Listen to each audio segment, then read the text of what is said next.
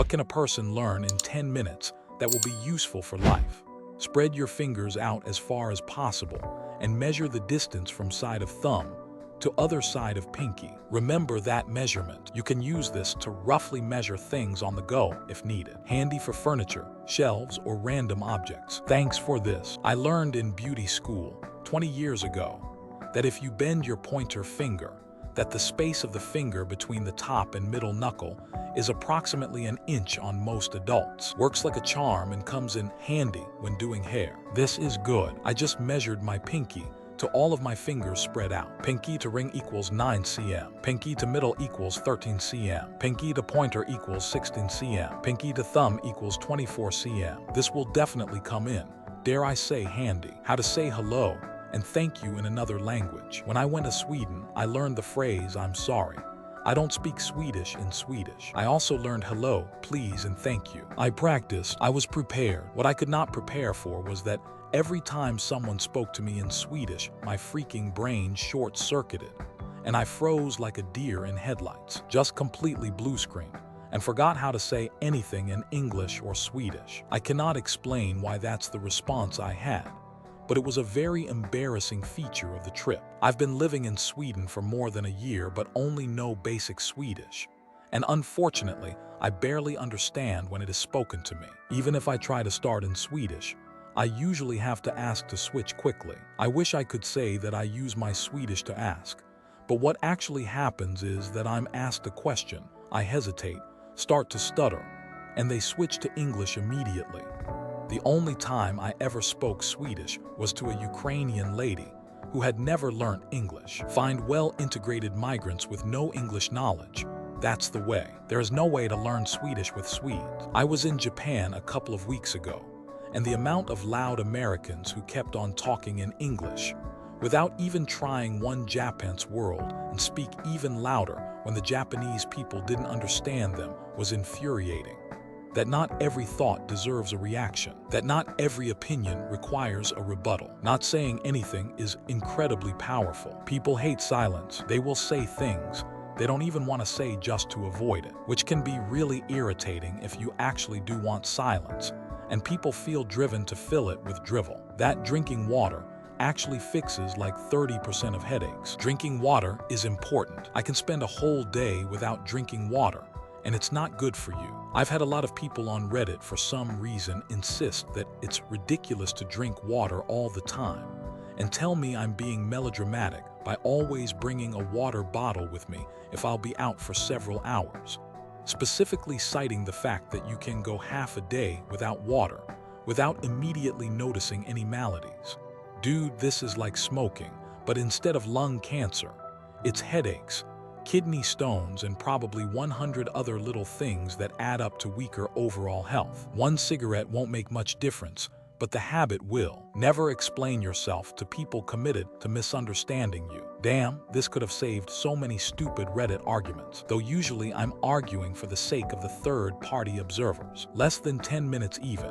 When you're having a conversation or argument with somebody, make it so your first thought is a scan of your body sensations, and make your first word a slow breath through your nose. The body scan will allow you to detect any fight-flight physical reaction and will give you time to calm down. The breath will allow you to calm down further and restore your mind to a more reasonable state. That trick alone completely changed my behavior during arguments, especially when emotions are involved. I like this one. It's useful not just for people with short tempers, but also for those who have a hard time standing up for themselves. For some, the emotion of anger is so suppressed that they need to learn to recognize when it activates. Quite often, it's a sign of your values or borders being disrespected in one way or other. As you learn, you can start to consider it to be an alarm bell, instead of an emotion to either ignore or jump 100% into. CPR and Heimlich maneuver. How to properly say no without explaining yourself. No, I can't is a full sentence. You don't owe anyone a 10-minute TED talk about why. Learning this saved me years of burnout, fake friendships, and doing stuff I hated. There will still be people who criticize you for saying no, no matter how many times you've said yes in the past. The really hard part about learning to say no is learning not to give a crap what those people think or say when you say no. Treading water. It will give the time need for a rescue. I feel like starfish and float is the better option if you're useless in the water. Treading is just going to tire you out. Just make everyone on the boat you're with wear a life vest if you're in water more than 4 feet deep. I'm a decently strong swimmer and was tubing on a dam lake in Tennessee and fell off and had to swim to shore as the boat driver wasn't paying attention. For anyone not familiar, most of Tennessee's lakes used to be valleys before the TVA got busy, so they get quite deep just a few meters from shore, and I was maybe 250 m out. It's a swim I could have made in theory, but getting knocked off the tube was very disorienting, so having the vest helped me pop to the surface and get my bearings before making the swim. The Navy SEAL power nap. Elevate your legs above your heart for 8-20 minutes, clears the fog of sleepiness, and prevents you from crashing later. It is a tool for staying awake longer by strategically resetting your brain without the heavy cost of a full sleep cycle. Elevating the legs above the level of the heart assists with venous return. Gravity helps blood flow back from the lower extremities to the heart and brain. This can reduce swelling in the legs and lower your heart rate, signaling the nervous system to shift from fight or flight sympathetic to rest and digest parasympathetic mode rapidly. Being in the moment, grounding yourself, and being present to enjoy the current. Changing a tire. Most just need to be told to loosen the bolts before lifting the car. The rest need to know the correct place they're supposed to put the jack. Edit. A surprising amount of people didn't know this advice. I'm really happy that this has helped a lot of people get informed. Others care about themselves, not yourself. Don't be mad at something you have no influence on. If shit happens, shit happens. Only strive to change and improve yourself and plan on others not changing one bit, and you will never be disappointed. How to help a child who is choking. This happened a few years ago to a child at my son's school. Many people around.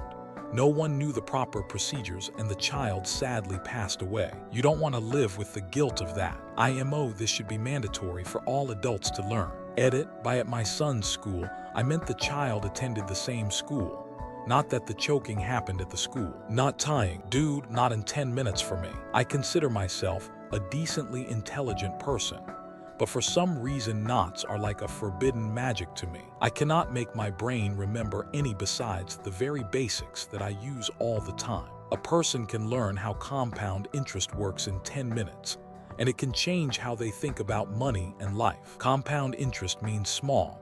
Consistent growth becomes much bigger over time. In money, this means your savings earn returns, and then those returns also start earning returns. The same applies to life. Small habits like reading daily, walking, saving money, learning a skill, or speaking kindly may seem small at first, but they build up over time. Compound interest teaches one simple lesson.